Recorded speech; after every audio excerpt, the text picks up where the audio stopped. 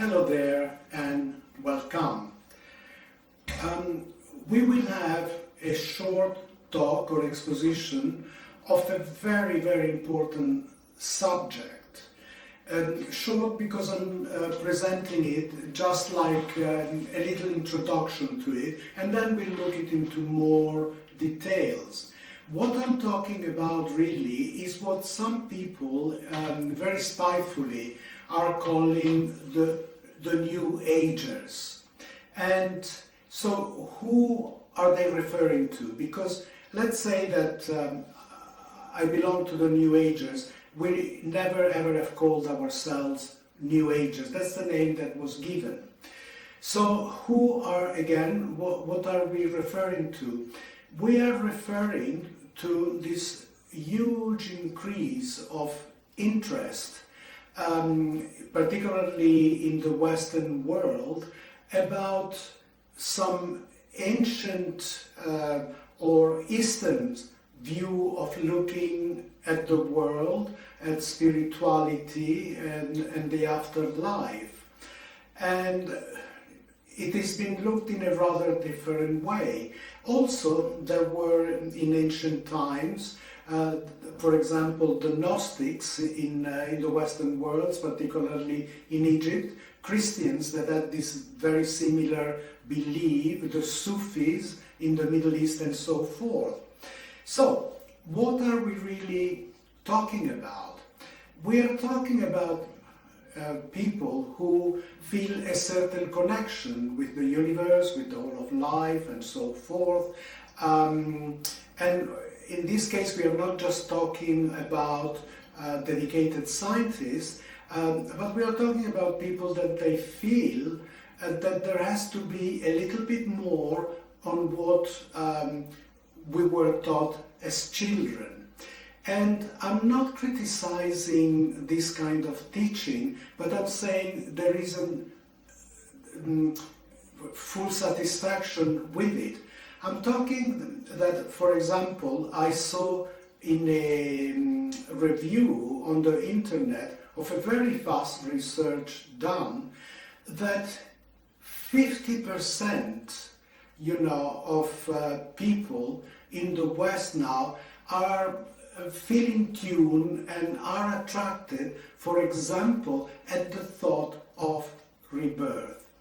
And what I mean here, that is not that we just, if there is something more to this material world, there is not just one birth where we die maybe young, and maybe just because we did not believe in a certain dogma, that's all. Not because we were bad, not because we did harm, but just because we didn't believe a certain thing, we will be burned in hell forever. It means our Father who is in heaven, or our Mother who is in heaven, as we children, punished us because they told us a story and we said, no, Mama, I don't really believe that. What? Burn forever and ever and ever. I'll tie you up and burn you forever. So, or you'll be in complete darkness. So people say, why are we subject to such a cruel and intolerant people? It can't be. There has to be more. So when they are faced with the visual or vision that matter can reproduce, memories can reproduce and carry, our actions, and so the coming birth reflects a little bit what was undone in this birth.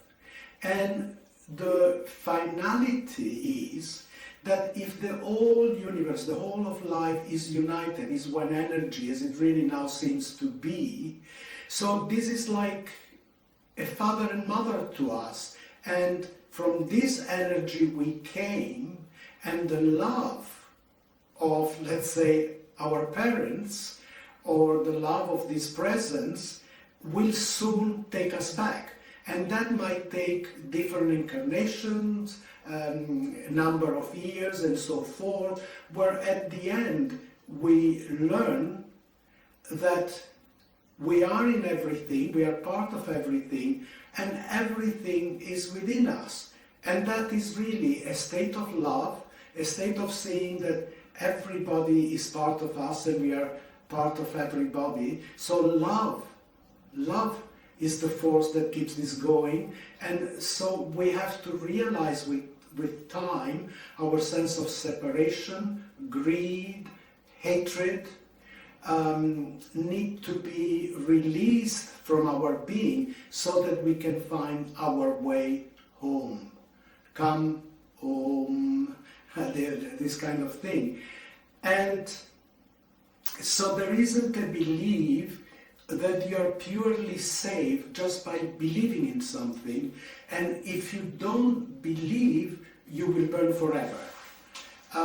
This thing is now rejected more and more. So people then wonder, how can we really follow this path? How can we really let go of our anger and rage?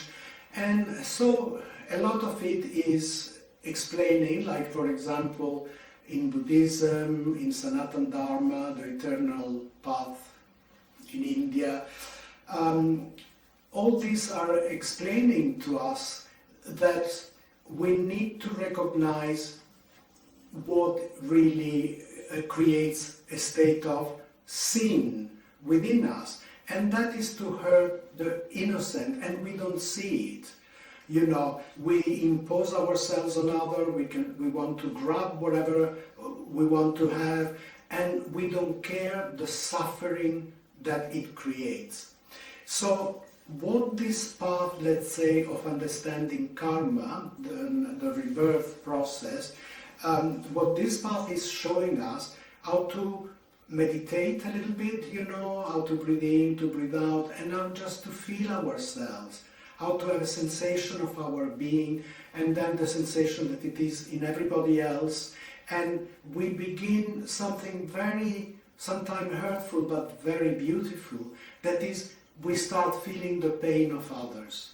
So when I say something, when I do something that is hurtful and is hurting an innocent, you know, we feel it.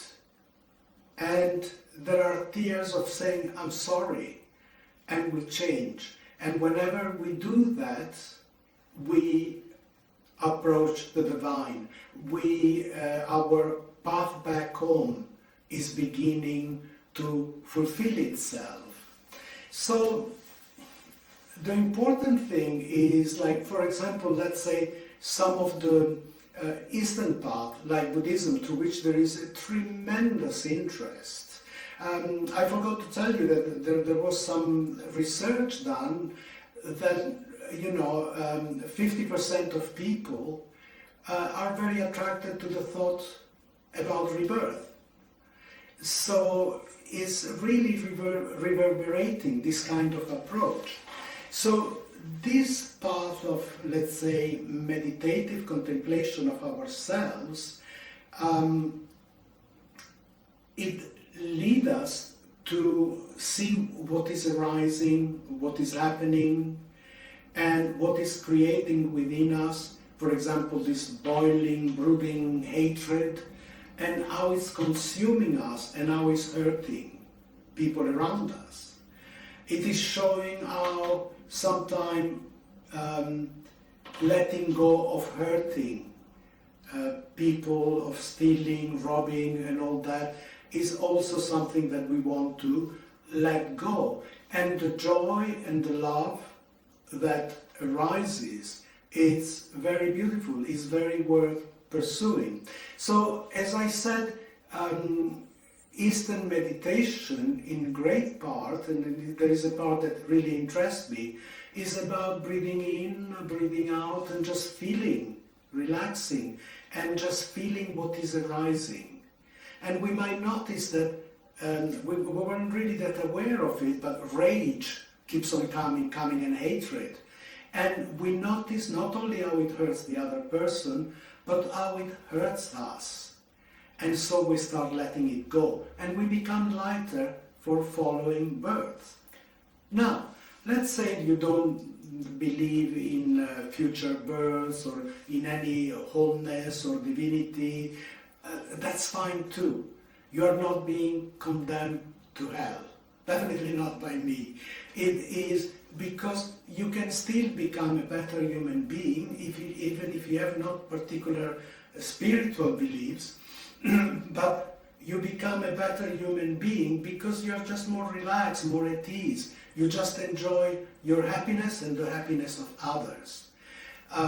So even to them, this approach opens its arms and says, come over. As you can see, this is an approach which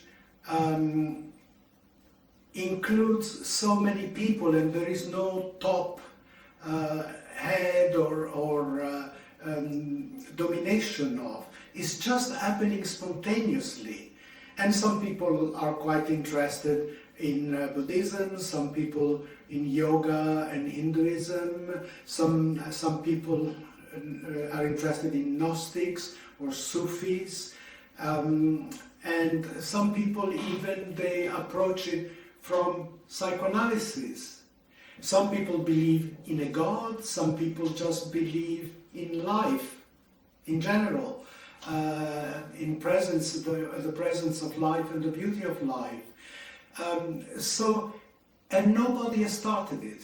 Nobody said, now let's go and do that. And it's very widespread and free. There is no central authority or anything, but there is an awakening.